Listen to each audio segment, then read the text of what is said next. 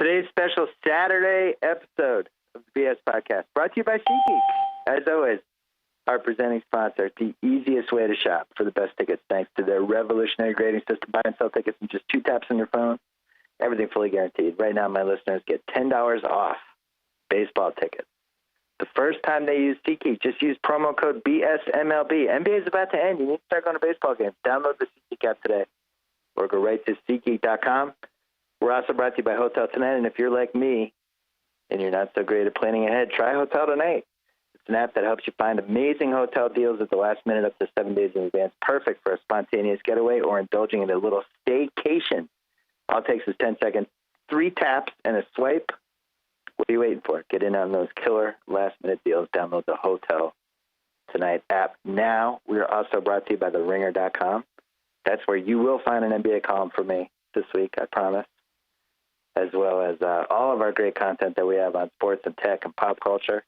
And we are finally brought to you by Binge Mode, Game of Thrones, the hottest new podcast in America. Well, not totally, but it's hot. It's definitely hot. People like this podcast. It's amazing. Just download it. It's the first 10 episodes of Game of Thrones, dissected, broken down, binged by Mallory Rubin and Jason Concepcion, who know more about Game of Thrones than anybody who have ever lived on this planet other than the 2 people who created the show. And what's cool about it, I listened to a couple this week because I've been traveling all week. It's like books on tape. You don't even really have to watch Game of Thrones again. You can almost re-experience each episode just through these 2 crazy nuts that we have working for us who love this show and who break it down. I listened to it. I had intended to watch the show and listen to it, and turns out you don't need to. I mean, you can, but you don't need to. I love this podcast. Check it out. Listen to it. And on that note, Joe House coming up. We are off.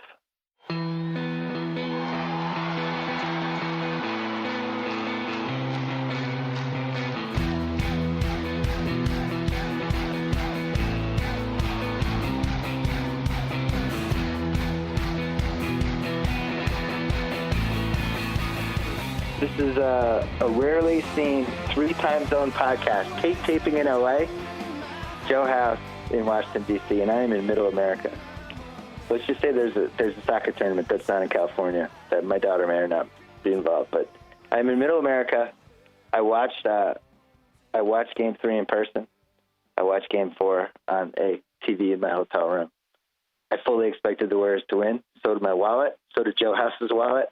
It did not happen. 24 threes, some referee chicanery. House, was that the game we should have had Game 3, and instead we just had it in Game 4? The game always was a possibility. We finally got a couple things that we were, puzzled by in this game. We were wondering, when are we going to see, in the first place, some pace control? This is the first game of the series where the possessions went below 100 over the 48 minutes. So the Cavs, notwithstanding scoring 137 points on the possessions per 48 basis, they finally showed a little pace control. Yeah, that was free throws and threes, bumped the points up. But I agree that it did seem like they weren't trying to turn it into a track meet quite as much. Which is funny because they scored 49 points in the first quarter, but, the foul trouble and the threes bumped that up.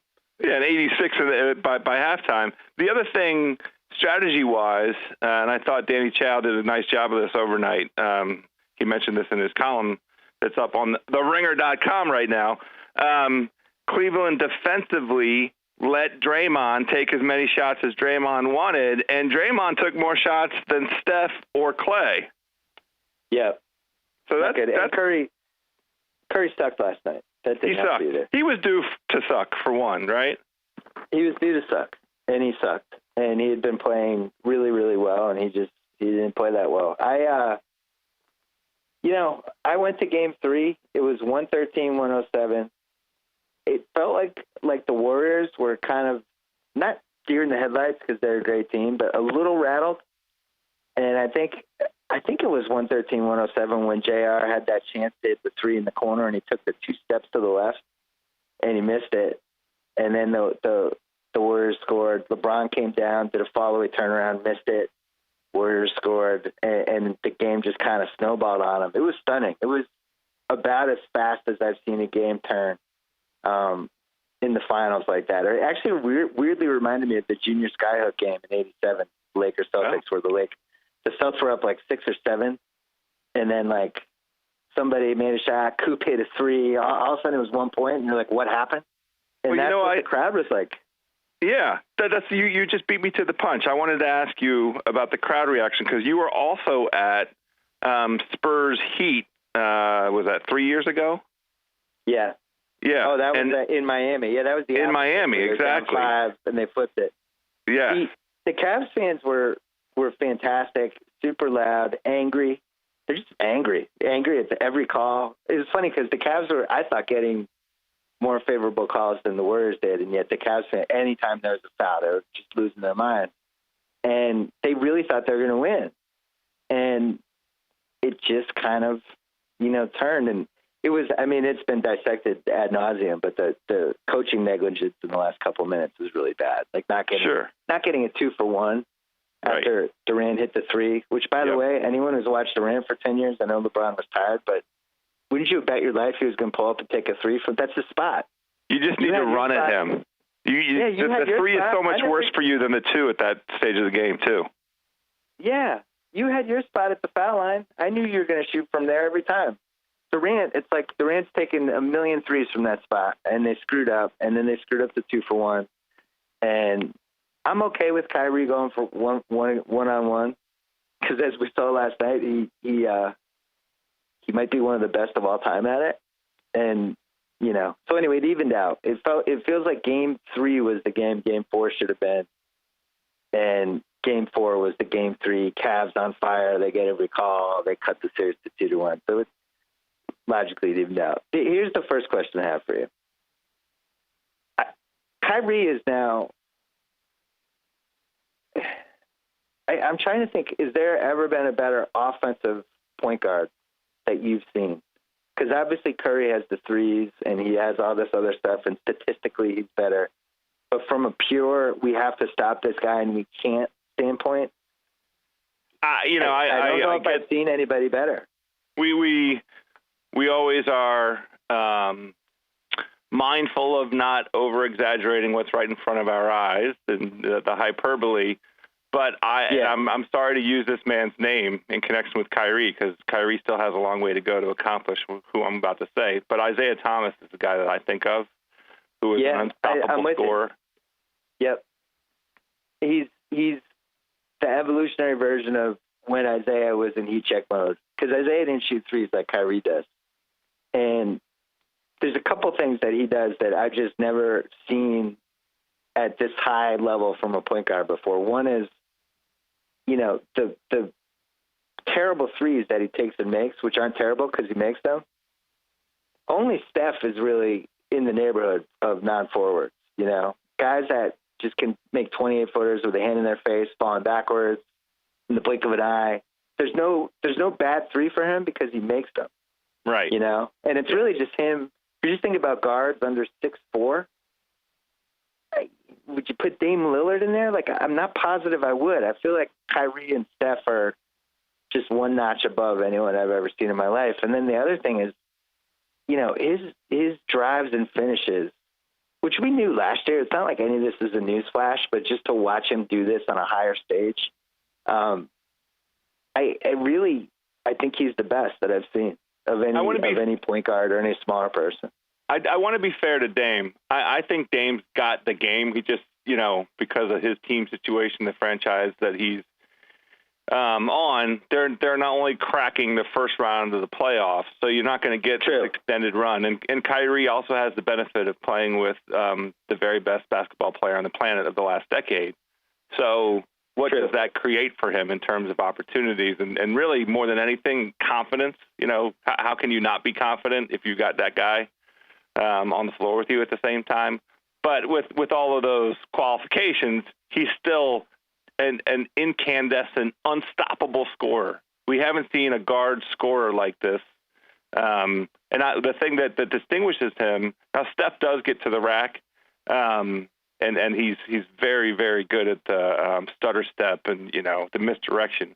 But Kyrie goes to the rack hard. I like the way that Kyrie finishes. I mean, everybody gives him such great kudos for how he finishes, and he deserves it. Kyrie in Game 3, and he ended up having a really good game.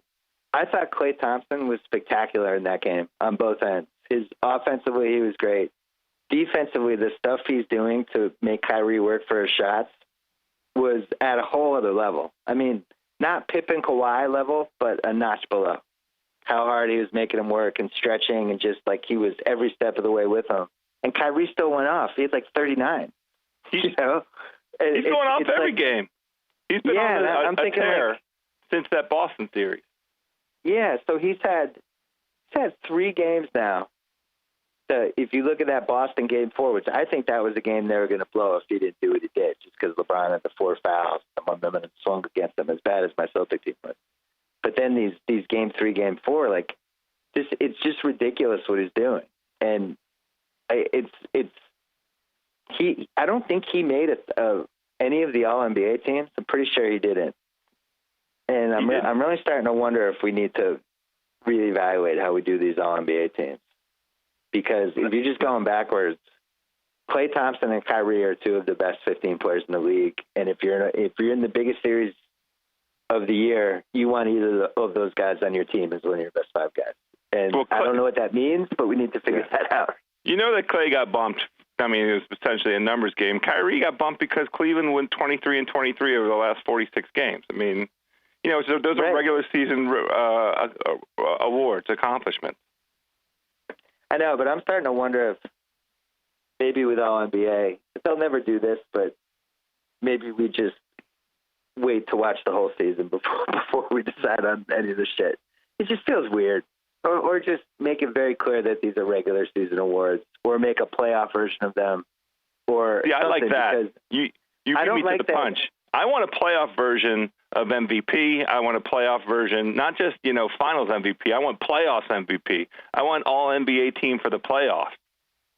Right. So I did playoff MVPs in my book because it was really frustrating for me to try to figure out the different seasons and really only have finals MVP. And we didn't even have finals MVP till 1969. And then in some cases, the wrong person won the finals MVP. Like in 2007, the Spurs swept the Cavs. Parker was hot for 4 games. He won finals MVP. Tim Duncan was the best player in the world from start to finish that season, was not captured. Dirk won the regular season MVP. And then Parker won the finals MVP for 4 games. It really does seem like we need playoff first, second team All NBA something, because I think John Wall needs recognition. John Wall needs recognition for his 29% shooting in the half court in the playoffs. Tell John Wall to learn some moves. He would make the All NBA playoffs team for this postseason. There's no 2 ways about it. He'd make the All NBA as long as we're going full speed on a fast break All NBA team. I'd put him on that one. It was funny. After Game 1, Klay Thompson didn't shoot well. Everybody's like, what's wrong with Klay? And Steve Kerr really stuck up for him after the game. I was like, Klay played great. He didn't make shots, but his defense was unbelievable, and he's one of the biggest reasons we won that game. He's been great. I actually think he's probably been the 3rd best. I think Draymond's been their 4th best player in this finals. And I'm with you. Like, I don't know what took so long for them to just say Draymond just beat us. I would be letting Draymond and Iguodala shoot threes all day, all night. I would leave them wide open. I would do the Marcus Smart defense on them. Basically, just you're there, take them, knock yourself out, do whatever you need to do. Because Durant and Curry are the guys that kill them. That's right. The crazy thing is it took a record-setting performance by Cleveland. They set many records last night to beat this Warriors team. But in terms of creating these matchup, you need to do some everything that you can to tilt it a little bit. Like Cleveland was, trying to force both Sean Livingston and Draymond to take shots, inviting them to take shots. It's not like, those all by themselves is going to change the outcome of the series, but Cleveland needs to be doing all that it can on kind of every level just to create any kind of beneficial matchup because of the incomparable, unstoppable force that is this Warriors juggernaut.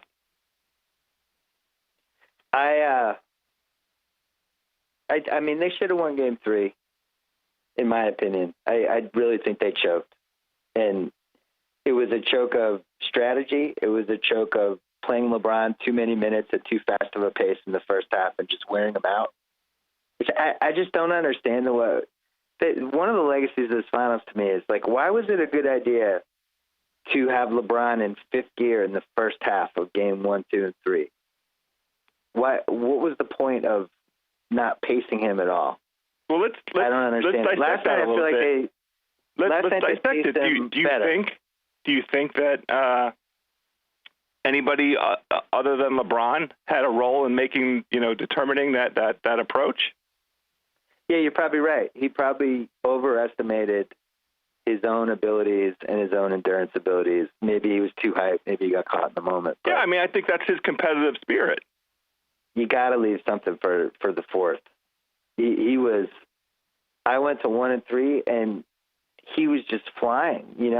At a level that was not sustainable. It actually reminded me a little of your boy John Wall in Game 7, where John Wall's not superhuman like LeBron, but John Wall was dead with a minute to go in the third quarter. He had nothing left. Yeah, it happened a bunch to the Wizards in that series. Yeah, in Game 2 also. You got to spread it out. The Warriors are really good. I thought Durant played such a smart, awesome game in Game 3. I want to talk about him in a second, but he paced himself. He didn't go all out. He never panicked. He let the game come to him. I think I looked at my phone at one point early in the fourth, and he was like 7 for 13. They were all pretty good shots. And he was just kind of waiting and waiting and waiting. And my buddy Sully actually texted me with like 4 or 5 minutes left. He's like, looks like the Cavs got this. And I texted him back, Durant is lurking. Because I really felt like he was kind of waiting for his moment. And then he took it, and he had a lot in the tank left, and he took over the game at the perfect time. I don't know if all of that was by design, but in person it seemed like it was. And, that shot he made, the three, the play before that when he basically took, I think, Thompson off the dribble and hit that little baseline, little fall-away shot that really only he has, and Anthony Davis and maybe Giannis, the athletic ability to create that space and then the size to shoot that over somebody's outstretched hand. There's only a couple guys in the world that can do that. That shot and then the pull-up three, I think it puts him at another level now. I really think we have to start thinking about where we're going to put him all time. Well, isn't that exactly another level to me? It's exactly the point of why he's on this team. He knew this. You can't say he knew it. He anticipated it. He hoped that this would be the way it would work out. I think he knew. I think he knew there was a higher level of basketball out there, and I think he wanted to find it. And I think he was done with the 1 versus 5 offense, basically, and 3 guys standing in a spot while he had to do everything. I think the confidence that he gets from playing with a whole bunch of dudes that he know how to play right. Yeah. He, if you're doing the top 5 forwards of all time, LeBron's 1, Bird's 2, Duncan's 3. Some people would have Duncan 2 and Bird 3, whatever. That's the top 3. And Elgin's 4. I'm talking careers. Obviously, if you put Durant in 1962, they would think like an alien landed. But Elgin's 4. And then I had Dirk at 5, depending on whether Havlicek was considered a forward or a guard. I think Durant has hit a higher level than I've ever seen Dirk hit. Do you think Dirk ever played better than this? I'm going to say no. I'm having a hard time making that comparison because this Warriors team isn't like any team that I feel like I've seen in 30 years. True. What all those guys do for each other through the 4 top 15 guys in the league on the same team together. It just is such a rarity. It really is in many respects, hearkening back to the basketball that we enjoyed that was pre-expansion, where every team had, every good team had 3 or 4 great players. I love it. You know what? Screw screw everybody who bitches about that this isn't fair, all that stuff. I've just, to me, it captures the everyone gets a trophy mentality of how America works right now, where your kid can play Little League or be in his youth basketball team. He's getting a trophy. He didn't win the title, but he's a winner anyway. That's the fucking world right now. And sorry, but they drafted 3 of their best 5 guys, and they were smartly carved the cap space for the other 2. Those are the fucking rules. Like, stop bitching about it. The whole league is meant to try to 30 teams trying to outsmart each other and draft correctly and create cap space and use it correctly. And they did it. So shut the fuck up. It really bothers me. I love the super teams. I've never said one bad thing about it. I love KD going to the Golden State. When the Lakers and the Celtics did it in the 80s, they did it because of the sheer incompetence of other teams. The Celtics traded the number 1 pick and got McHale and Parrish out of it, right? They drafted Larry Bird when everybody else was too stupid to realize that all you had to do is wait a year and you're going to get one of the 5 best players of all time. They got Magic Johnson because New Orleans signed Gail Goodrich, who's 33 years old, and gave up 2 first-round picks for it, and one of them became Magic. And they got James Worthy because they traded Don Ford, who was a bench player, and to Cleveland, who stupidly gave them a first-round pick and became a first-round pick. You know, shit happens. The super teams from back then were created because the other teams are so stupid. This Golden State team was created just because they were really smart. And I think they get the credit. And by the way, if Sam Presti didn't trade James Harden, Durant probably would have stayed. Nobody mentions that either. OKC screwed that up, and that was one of the reasons he left. That's true. They had their super team. I don't mean to sound like a Golden State defender because honestly I don't care. I'm a Celtics fan, and the best case scenario for me is not Golden State dominating for the next 5 titles because I think my Celtics and your Wiz both have a real chance. But I just think the bitch about what a team did within the rules is insane. Well, it's not just the teams. It's the players, too. So we're in this era now. It's going to be super exciting and interesting to see where Gordon Hayward chooses to play. I'm fired up to see where Chris Paul lands this offseason because I think the Clippers, should go through a little bit of a rebuild thing. Houston, San Antonio, Cleveland, Boston, maybe Washington. I don't think I'm ready to put them in there yet. But Golden State, all those teams are circling the hoop, with the possibility of luring in, superstar free agents, and everybody wants to take a run at this, playing with the other best guys in the league. And I'm down with that. Yeah. And I don't know.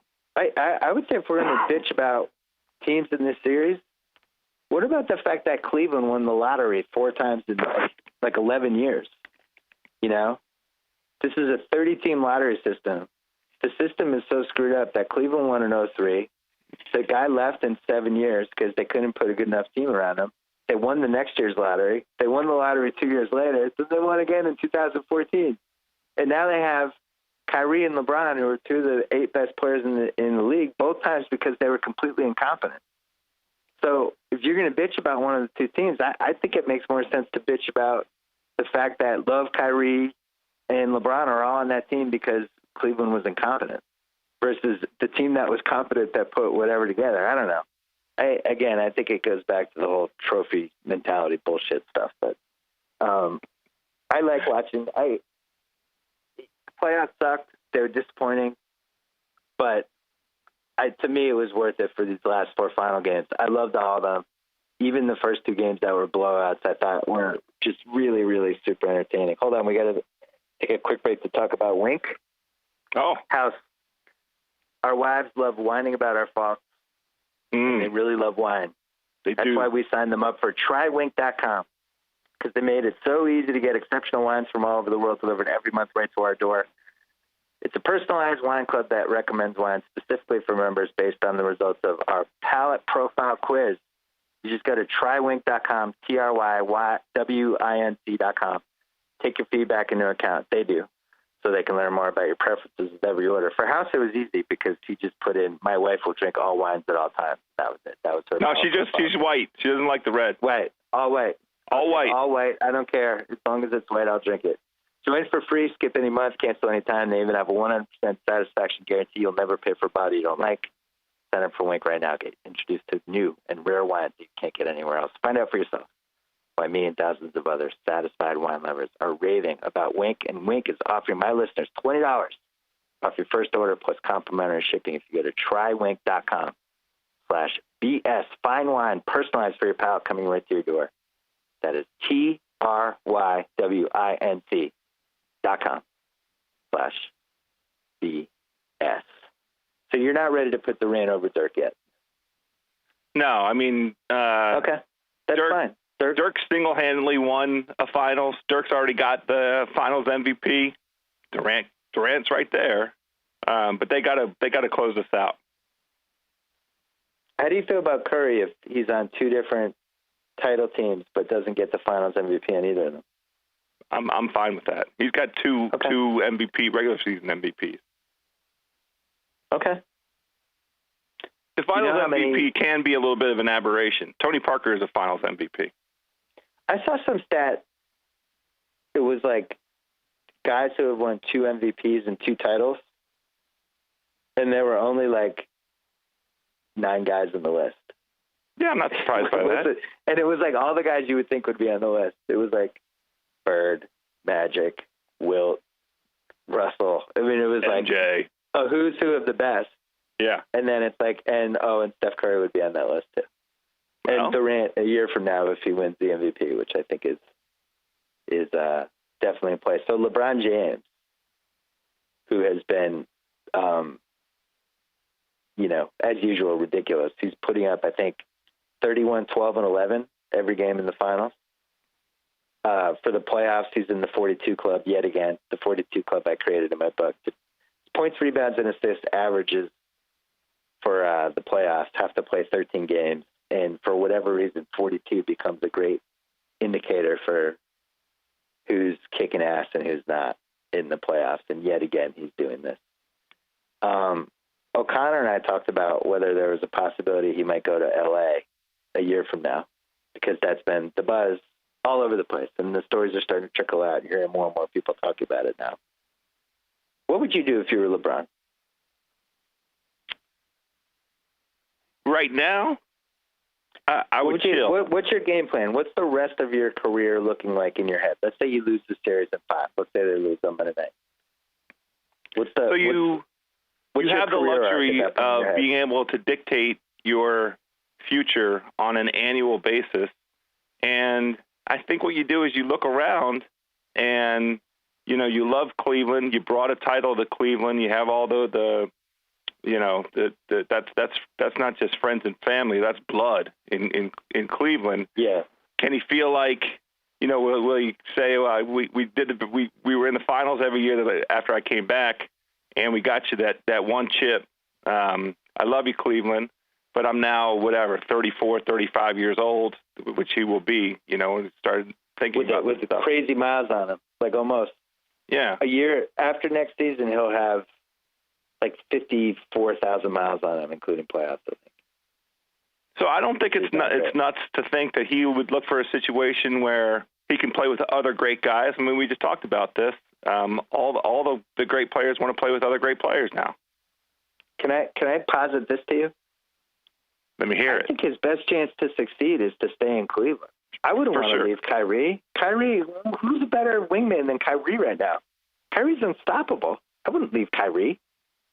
That's crazy. If the Warriors are the hump that they have to get over every year, they can't play Thompson and Love together at the same time for a long stretch against this Warriors team.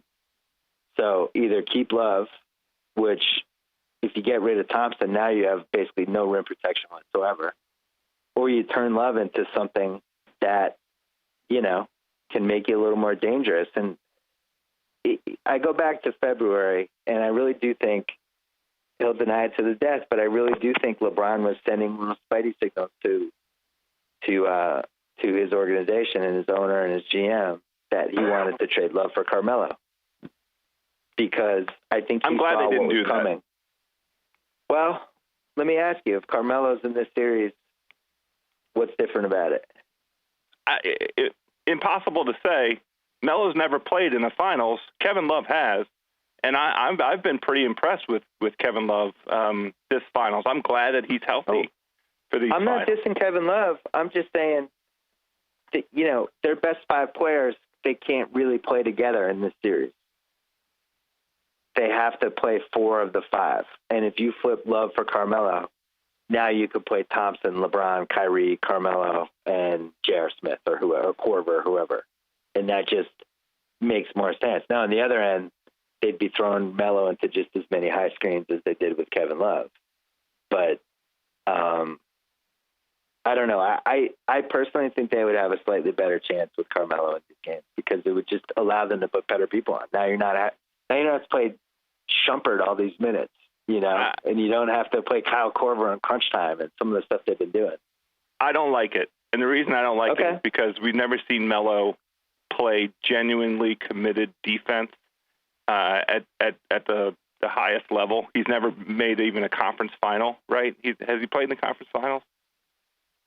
I don't think so. He didn't with that Denver. Yeah, he played in 2009. They were tied 2-2 to the Lakers. And that's right. Him and Mr. Big Shot went off a cliff in the last 2 games. Carmelo's biggest games have been in the Olympics, unfortunately. And, right, so that doesn't give you a good feel for what kind of defense he's capable of either. So if they could flip Kevin Love for Paul George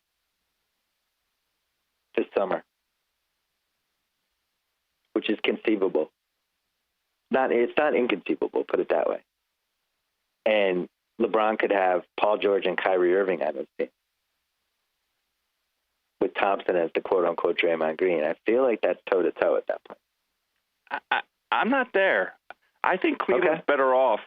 I want Cleveland to keep Kyrie, Love. I mean, if we're talking about what can Cleveland do to get over this hump, to make themselves competitive with the Warriors, where they don't have to set a record, to win a game. Threes just to beat them once. Yes, exactly. Right. They need to add kind of one more piece, and I don't think Love, Kyrie, obviously LeBron's not going anywhere. You can't move. I think you just need to add an asset. Yeah, but here's the problem. It's impossible. They have taken this roster and bleeded.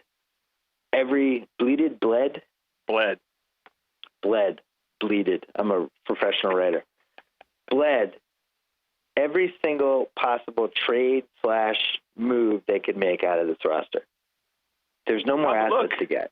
Don't underestimate. Look, we just talked about this. The great players want to play with the great players. Dudes will take a little bit less. Maybe somebody was willing to take a lot less. Well, yeah, I mean, you'd be talking. They can't even use their exception because they got crushed by the tax so hard.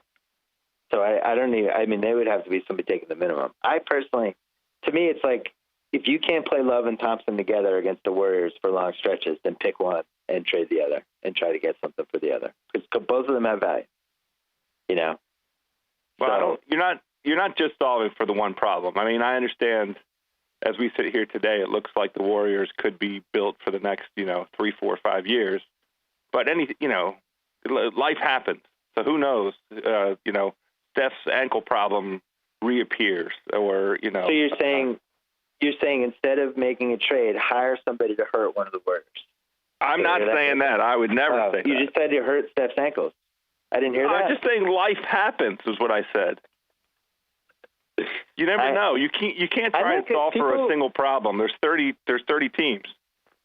People always want us to disagree more on the pod. This is a good disagreement for us because I think they have to trade Love. I think they have to keep Thompson and trade Love for whatever they can get and try to make next year's team better so LeBron can't leave because I don't think they can beat the Warriors with this team. And I don't think there's any way for them to make it better because, it all goes back to the Kevin Love for Wiggins trade. Which I think they should have done, I agreed with. But at that point, you're taking somebody who could have blossomed into a real asset for them at a cheap price, right? And instead you add Kevin Love, who's making just a shitload of money. And now, instead of paying Wiggins... They made the finals all 3 years. Listen, I'm not against what they did. I'm just pointing out that if they had kept Wiggins at $7 million, now you don't have to pay J.R. Smith $15 million, and you don't have to pay Shumpert $12 million, and maybe you could go out and get a forward. Like, they're locked into this roster is my point.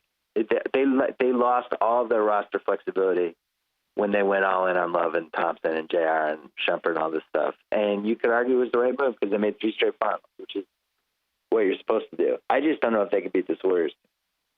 And really, the person they should be maddest at is Klay Thompson for getting hot in that OKC series. Because if OKC wins, then they win the title.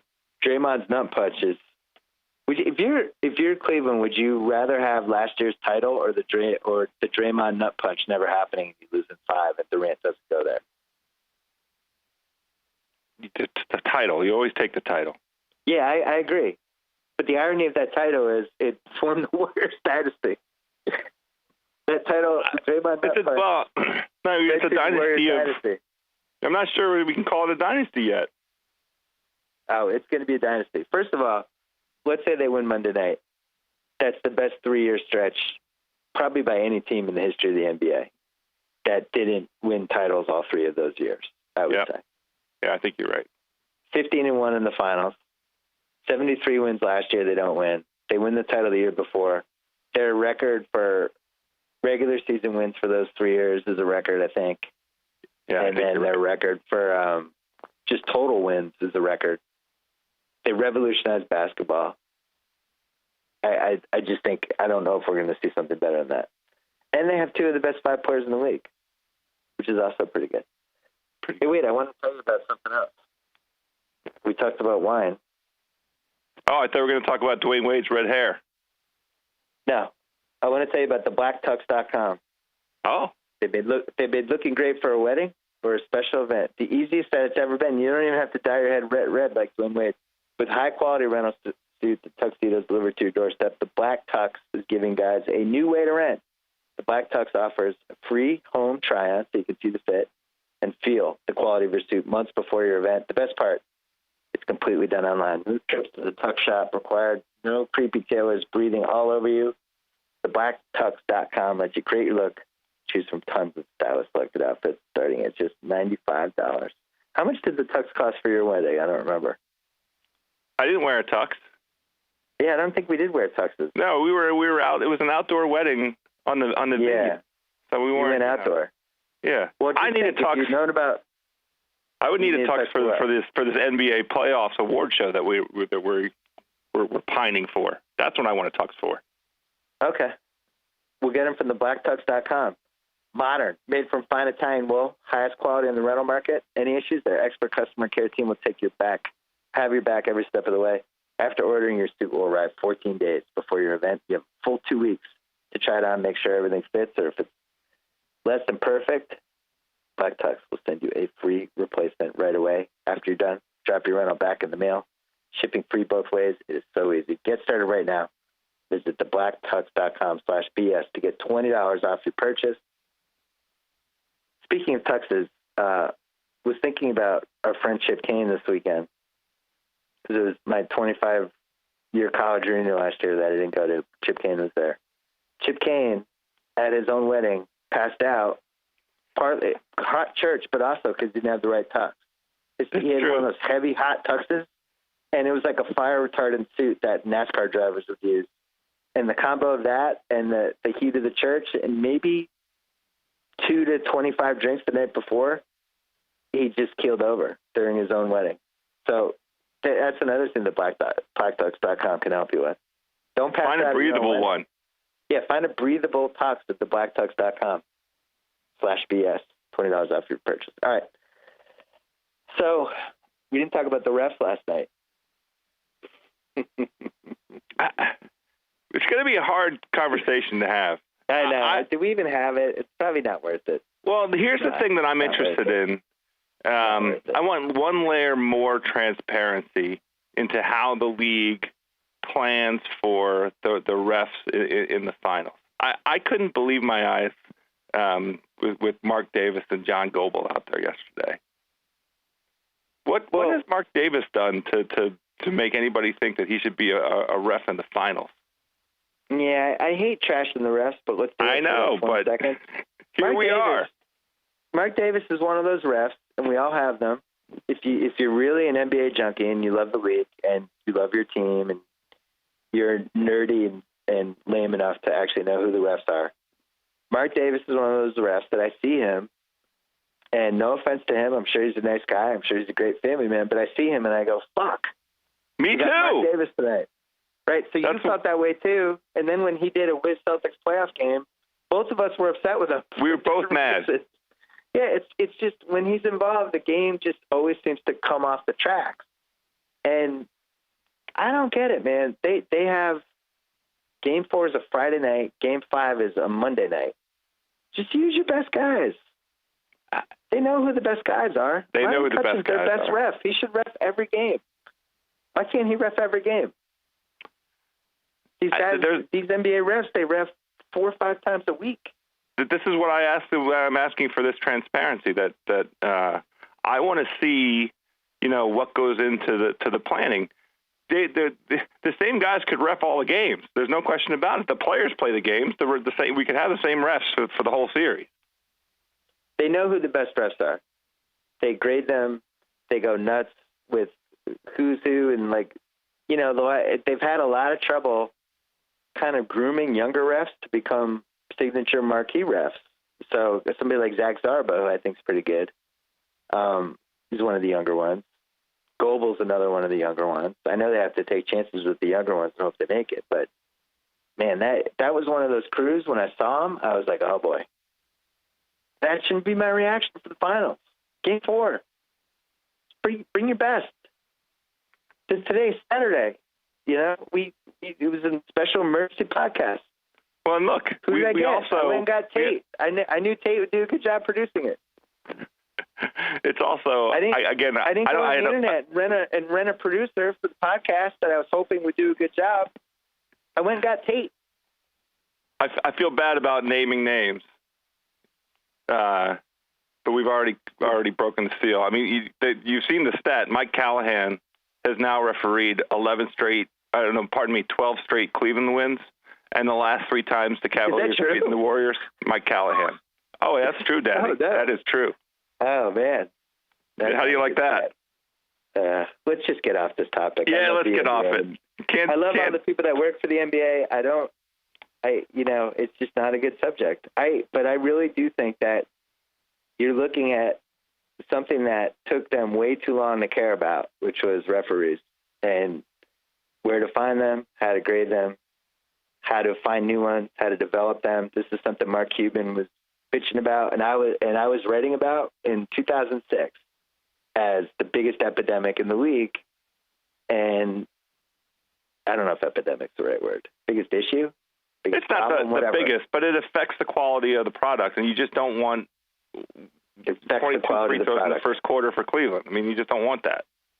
And also, Cleveland's a team that you can decide going into the game how you're going to officiate them, right? LeBron's like Wilt. LeBron's like Shaq.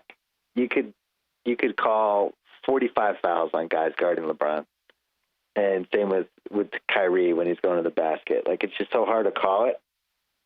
You can go into the game with a certain mindset. And, if they're telling the refs there was too much contact in Game 3 that wasn't called, like lock it down, that helps the Cavs.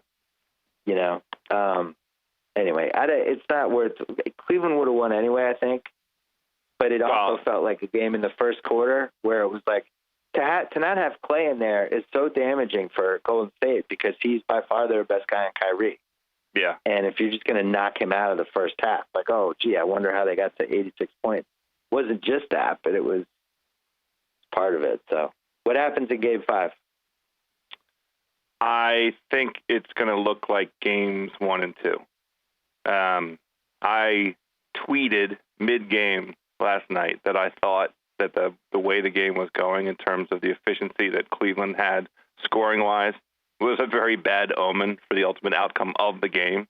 And I think we've seen with this Warriors team, if they're within 16 points with 7 minutes left, they can absolutely win. There's no doubt about it. So I was looking for. Didn't you feel like last night? I was waiting for their run last night.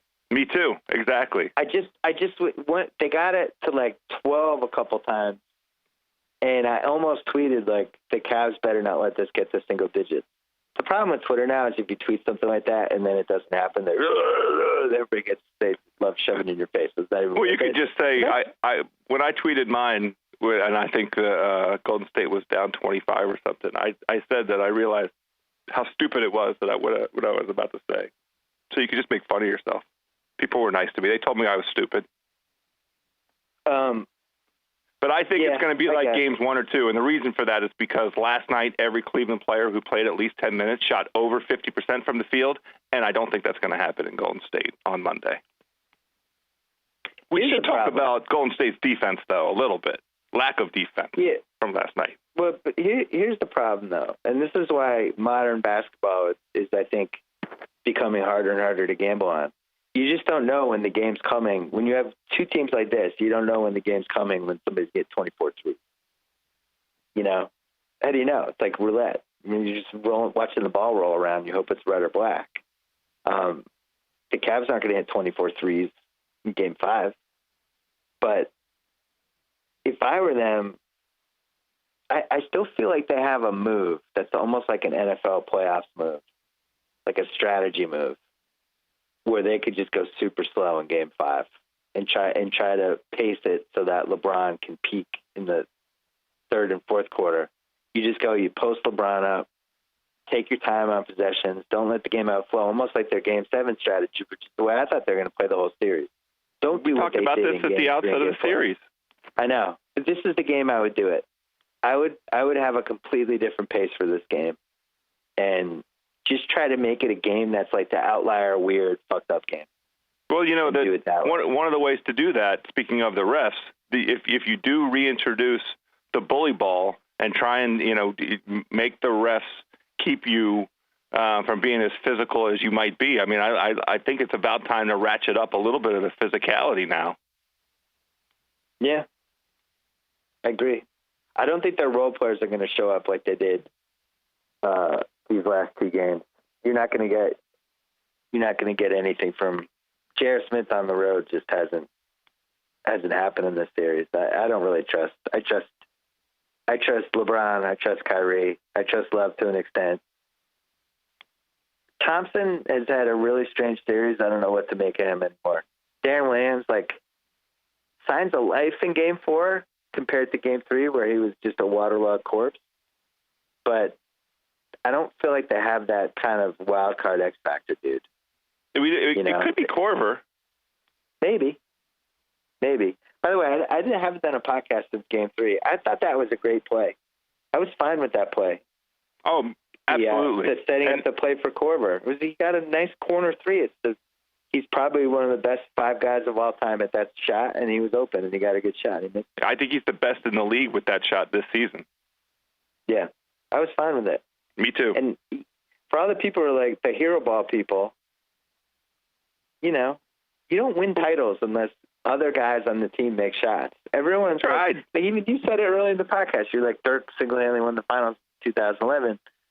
Actually, like, Jason Terry had that one game in the finals when, remember, he lost his mind and started making crazy shots. Like, that has to happen in the finals. 2009, Derek Fisher made the biggest shot of that whole series. 2008, Eddie House and James Posey.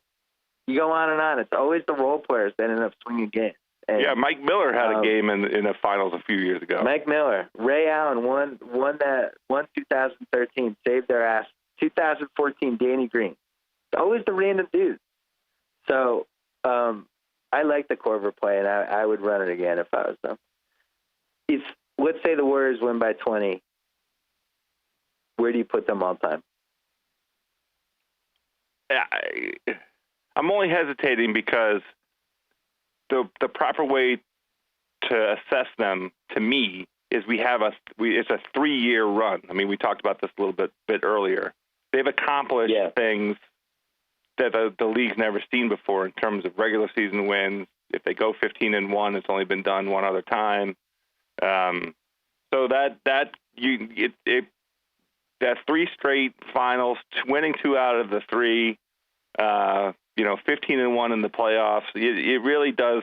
We really do need to start talking Lakers, Celtics, Bulls. That's the territory. Yeah, you're right. It's almost not a season thing. It's more of a, for me, the Celtics was 84 to 86. The Lakers was 85 to 87. The Sixers were 81 to 83. The Bulls, you had 91 to 93, and you had 96 to 98. Lakers 0-0 to 02. The 3-year runs are a nice way to look at this stuff. Spurs were 05, 06, 07. Lakers were 08, 09, 10. Usually it's a 3-year run. And then if you can get more than that, awesome. Miami was, you could go 11, 12, 13, or you go 12, 13, 14. But, I think from that respect, they rank way, way, way, way, way, way, way up there. That's right. And the funny thing is, using that 3-year paradigm you mentioned earlier, dynasty, there's no reason to think they couldn't do it again next year. Yeah, all I can tell you is when those MVP odds go up, I can't bet. Damn it. I'm going to convince you and Sal to bet on Durant. I think those will be, whatever those odds are, will be the best odds next year. Well, if he's the NBA, if he's a finals MVP, the odds aren't going to be very good. No, but LeBron and Westbrook will always have the best odds for MVP, I think. That's true. By the way, we have to, I want to talk about Capital One in a second, but you mentioned how Hayward is the big prize for everybody. Him and Chris Paul. I'm gonna let you mull this over as we head into one more little break. Yeah, I want to mull. I just want to point out that Blake Griffin can opt out of his contract and become a free agent. Just mull that over. Think about it. Chew on it. And we're going to take a quick break with a message brought to you by CreditWise from Capital One. Numbers don't tell the whole story. The Cavs hit 24 threes in Game 4. Does that mean they're a better team than the Warriors? Nope. Credit isn't any different. It's all about how well you perform against the factors that go into a credit score. How good are you paying your bills on time? How much credit do you have spread across different accounts? How long have those accounts been open? All of these factors impact your credit health. And since there is no one single score that lenders use, knowing these factors are key. CreditWise, that you track the factors that make up your credit health using information from your TransUnion credit report. This app can help you spot errors or identify theft and lays out information you need to understand your behaviors and how they impact your credit health. Plus, you can check it anytime without negatively impacting your credit. And the best part, it is 100% free for everyone, whether you're a Capital One customer or not. Step up your game. Download CreditWise today. So let's say the Celtics struck out on Gordon Hayward. Oh, for the record, and Mark Stein reported this. Love to Steiny Mo. I saw Steiny Mo before Game 3. It was emotional. Good. It was emotional. I love that man. Yeah. What's happening is reprehensible. I will leave it at that. Really, oh man, I'm not saying anything about this. Save it for another day. But I'm going to save it for another day. But I just want the appropriate parties to know I know what's going on. Anyway, so he reported that Gordon Hayward, that Miami is a big suitor with Gordon Hayward. Here's the thing. Miami is always a big suitor. Here's a good recipe. If Miami has cap space and Miami has Pat Riley, they have to be taken seriously every summer. They just do. It shouldn't be a newsflash that, Gordon Hayward is on the Miami radar, because to me, it's like Miami is always the number one threat in every free agency, right? So I think they're a suitor for Gordon Hayward and Blake Griffin. I think they're going to come out of it with somebody because Pat Riley lands big stars. That's what he does. He's doing it for 20 years. Well, go there. He has a proven record. He puts the rings on the table. He's got the cap space, and you get major income tax breaks by going to Florida. Yeah, no state tax in Florida. Speaking of, what else happens? You get to live in Miami. That's a really fun place to live. I've heard that. I think they have to be taken seriously for both Gordon Hayward, and I actually think Blake makes more sense. I also Joe House. I got to give a shout out to Spoelstra as well for talking about all the attributes in Miami that make it a desirable place. He's really been impressive to me since the big three, cracked up and left, and Bosh had to, much love to Chris Bosh, said yeah, I mean, we already, have been through the emotion. We know that he's not going to play anymore, but it's kind of final now. But I think Spoelstra has done an unbelievable job, after the run to the finals all those years. And who notices that shit? The players. I agree. They notice the really well-run and well-coached teams. Like, even when I did the second podcast with Durant, we were talking about Deion Waiters, and he just started raving about Miami and Spoelstra and those guys because the players notice. They can tell. And in Brad Stevens, it's a huge asset for the Celtics that the players go against Brad Stevens and they're like, wow, that team was really well coached. They were really well prepared. And Miami just has so many different advantages. So anyway, Blake's been under the knife a lot, multiple times. He's got the broken hand. Kevin O'Connor has documented all the different things that have happened to Blake's body. With that said, I think he's 28. I think if you're looking at him for 3 years in the max, something like that, and he wants to get away from the Clippers and start over, and as a backup plan for the Celtics, I think he makes a ton of sense. Oh, I see. The primary plan for Miami, I think he makes a ton of sense. But, if you're the Celtics and you could get Blake for 3 years and you have Horford, you have Blake, and you draft Fultz and you bring in Zizic, it's a pretty good team, right, House? I mean, it was a lock of the century before we got going on this podcast today that at some point we would be talking about the Celtics offseason. So I'm willing to. No, we don't need to. I'm going to indulge it. I'm going to indulge it. I do think the right place for Blake is a place like Boston. Because we observed this and we talked about this on some pods over the course of the season. He's a different player now than he was, really as recent as 18 months ago. He doesn't have the same lift by all indications and appearances. This is just eye test stuff, so I know how dumb it is. Yeah, definitely not healthy.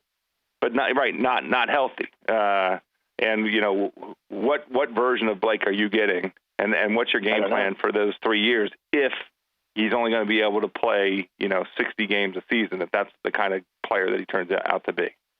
I'll tell you this: the Celtics have one summer to go get a marquee free agent. After the summer, it's going to be a lot harder because they have contracts expiring, people they got to pay. And this is the one summer they could sneak somebody else in.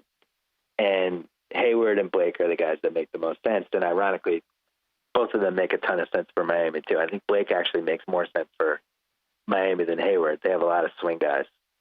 But for both of them, they make sense. And I don't know. I just wanted to throw that out there. I think this summer is going to be a fucking free-for-all. I didn't get a chance to listen to you and Kevin O'Connor. Are the Celtics re-signing Isiah Thomas? Not this summer. Not with the hip thing. I don't think so. I still feel like, all right, you're an objective party. You don't carry that either team. Porzingis for the number one pick as the two major pieces in some sort of deal still makes the most sense to me out of just about any move I've heard. I don't know if the Knicks would even trade Porzingis. I think it's a totally fair trade. Because from a Knicks standpoint, you just you have 1 and 8. You take Fultz, you make him your dude. You get whatever you can get for Carmelo. Then you take whoever at 8, and you throw away 2018, and you rebuild around Fultz, and you have him for 2 more years. Then you have Porzingis. The clock's ticking already. We're already 2 years in. And you already know he's unhappy. So it's just, that would be the reason to do it. I still personally would rather, obviously would rather have Porzingis. Someone would give up the number 1 pick for him. My guess, I'm just saying that if you're the Knicks and you're worried about keeping him. But there's some stuff that's going to happen because if there's some real life to this LeBron stuff with LA, then they're going to try to dump that Dang or Mozgov contract or both of them. But we're only 2 weeks out now from all of these trades building towards the draft. I mean, are we going to see some trades this year? I do. I really do think so. I think we will.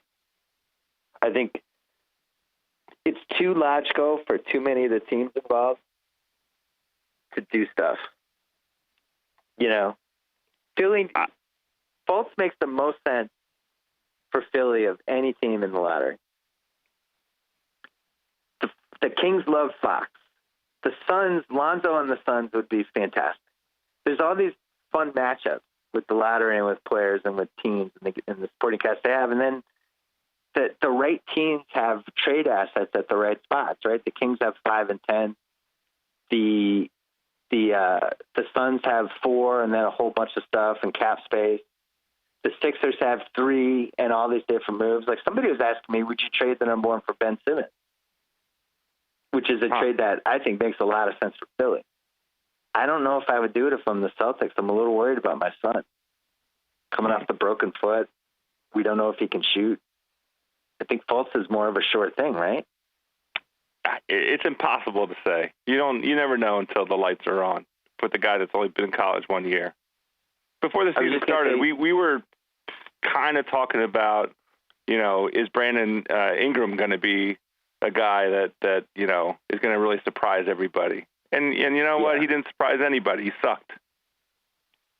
I know, but not ready for the league. I had an NBA insider describe Fultz to me this way: a 6'3" Tracy McGrady. Pretty good. And the point was, unbelievable athlete, can do absolutely anything on a basketball court, a little laid back, and almost has no weaknesses, and can shoot threes, can get to the rim, A+ athletic ability, good passer, just can do anything. Well, I love him because he's from the DMV. I know, and I had trouble. My only issue with Fultz was like, who is he? What can I compare him to? And then when I heard 6'3" Tracy McGrady, I was like, that's it. That's who he is. It's perfect. I loved it. It finally put his career arc in the context, and also the fact, that the thing people are throwing at him is that he sucked in college. But Titus did a good job at debunking that, as did the fact that they fired their coach after and all that stuff. How is your plan going with framing Jan Mahimny for a crime that would get him off the Wizards cap? Did you think of how you're going to do that yet? I'm willing to live with Jan. There is a role for him. He's a $16 million bench player who should come in and help the second unit defend the rim for 12 minutes a game. Look, welcome to Washington. Congratulations. There's a trade out there. This is I'm ready. I know that we've been talking for about an hour, and I've been mulling this. How I wanted to kind of present this. Yeah, I'm ready to say this. I now live in a world where I have talked myself into the possibility of Dwight Howard as a Washington Wizard. I really did it. I've done it. I think it could make sense here. I think John Wall, this is the thing. I've been so blinded by what John Wall has done for so many players, both big guys and wing guys. He's made so much money for other guys.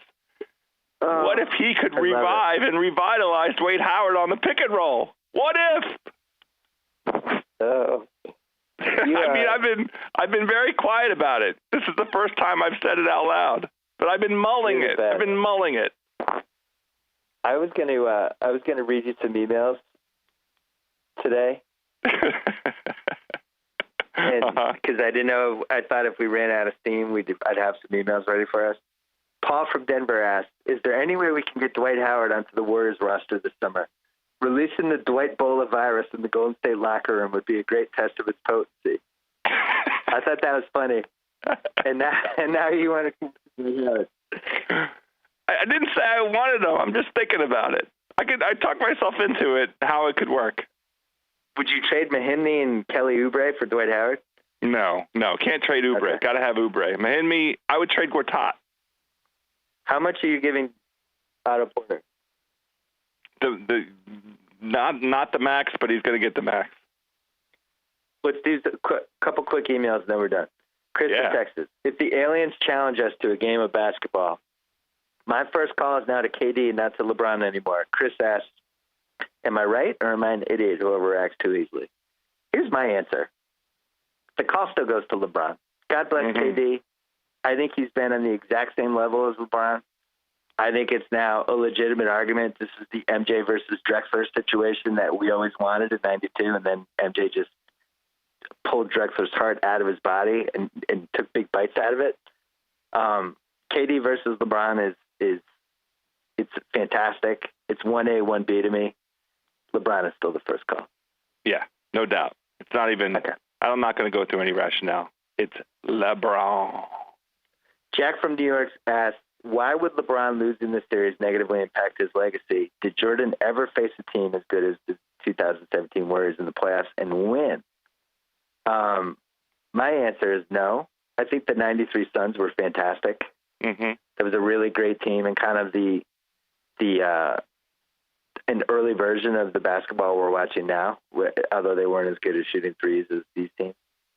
But he did play the 89 Pistons and the 90 Pistons in playoff series. They lost in 6 and 89.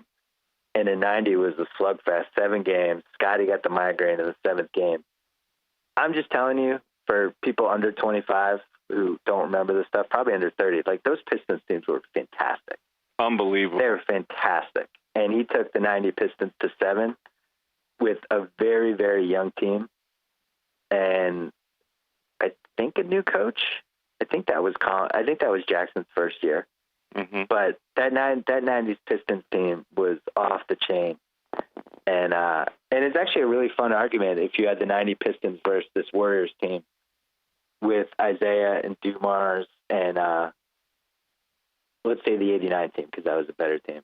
Isiah and Dumars and Rick Mahorn and Lambier and Dennis Rodman and Sally. And they just had a lot of looks, which is why historically I think I ranked the 89 Pistons 4th all time in my book 9 years ago. Unbelievable. Because they were like the Swiss Army knife team. What a good matchup. I'm excited. Yeah, that's a good one. And then somebody else asked me, hold on, let me find. Somebody asked me about the 2004 Pistons. I'm finding that. Hold on. I can't find it. I'm sorry. It was an email from somebody who said Rashid apparently said the 04 Pistons would beat the 2017 Warriors in the series. And I don't think it's not. I don't think so either, but it's not ridiculous because you could have, Ben Wallace would just run amok. Yeah. You'd have Tayshaun on Durant. You'd have young Chauncey on Curry. You'd have Rip and Clay just chasing each other around screens the whole game. And then you would have Rashid and Draymond. It's interesting. I think the Warriors, the problem is the Pistons couldn't score enough. I looked at their three-point shooting stats, and it was a disaster. Right. Their games are in like the high 80s, low 90s. But defensively, probably the best defensive lineup we could throw at this Warriors team, I think. And you would know that game plan-wise, they'd come in with a sound approach. Chuck Daly would have, Yeah, good coaching. That was Dan from Detroit, by the way, last time. Thomas in Columbus said, Pop is 68, LeBron is 32. Who do you think is more likely to still be in the league in 10 years? What do you think? I'll answer. It's LeBron. I think Pop is not that far away from being done. Yeah, Pop's on a vineyard in Santa Barbara making his own wine. Exactly. He's making a great life. Actually, Pop vineyard. There's a whole other chapter to Pop. I mean, his prominence this past over the course of the season here, kind of politically, and how articulate he's been and how passionate he's been. It seems like there might be. I don't know that he'll run for public office, but you could see him, having another chapter. Tyson from Australia. I have a lot of Australia/New Zealand listeners for this podcast and Cousin Sal because those people are degenerates like we are.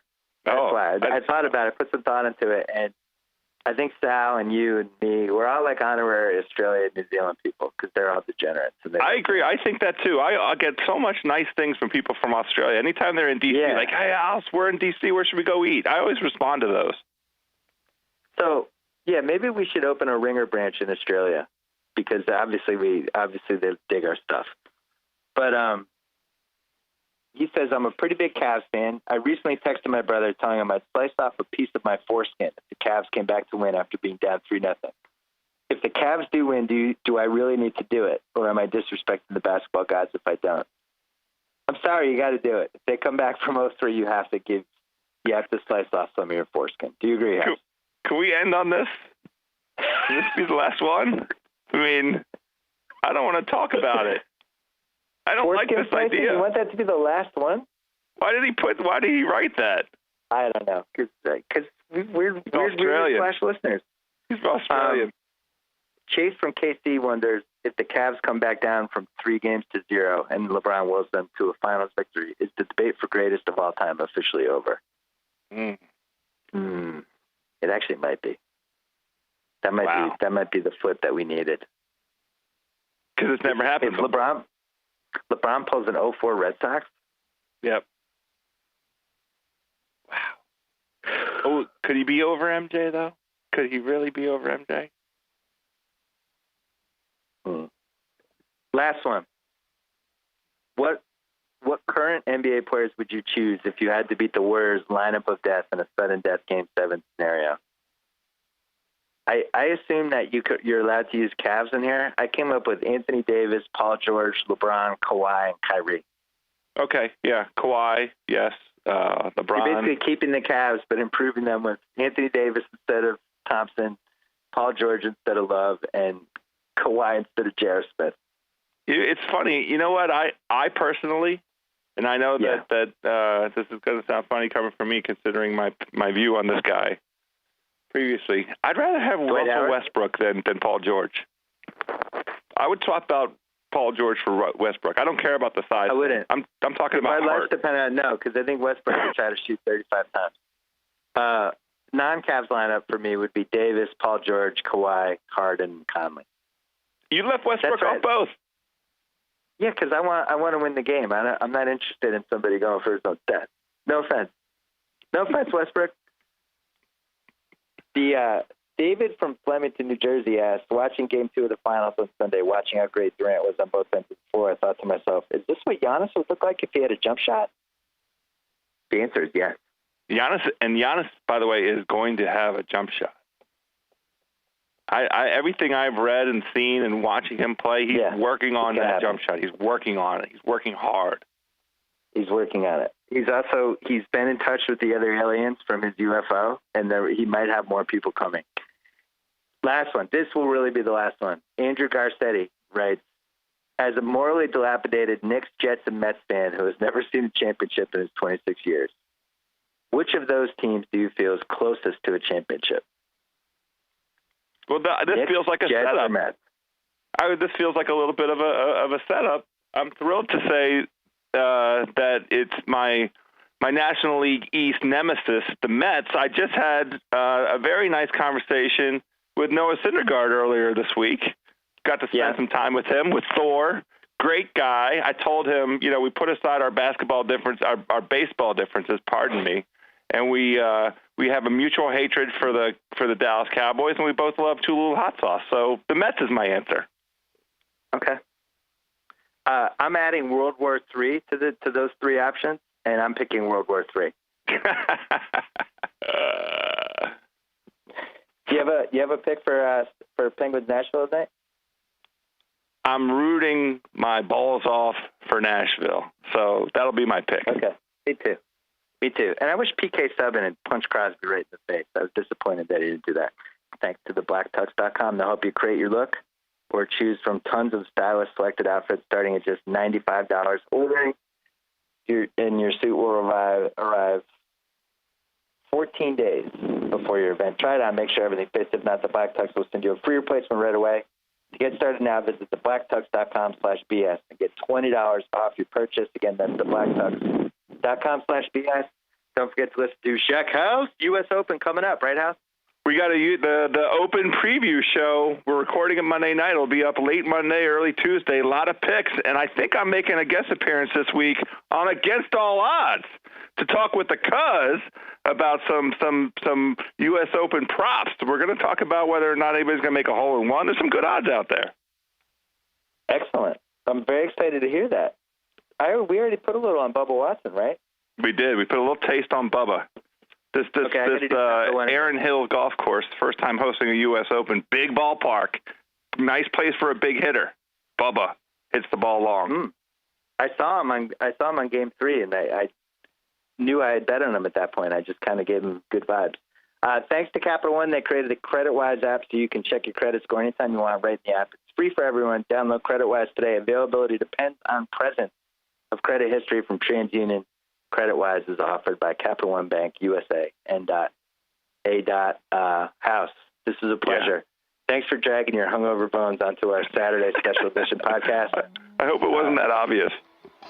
I think I'm going to Game 5, so I'll have a full report from that. Yeah. And thanks to everybody for listening. Thank you, House. Thanks, Tate. Thanks, Tater.